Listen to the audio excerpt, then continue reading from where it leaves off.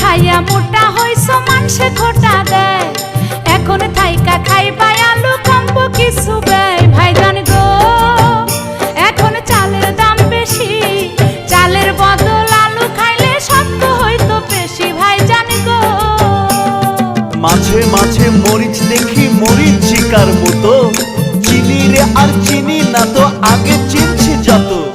তোমার শরীর স্বাস্থ্য নিয়ে আছি পেরেশান, তোমার শরীর স্বাস্থ্য নিয়ে আছি পেরেশান।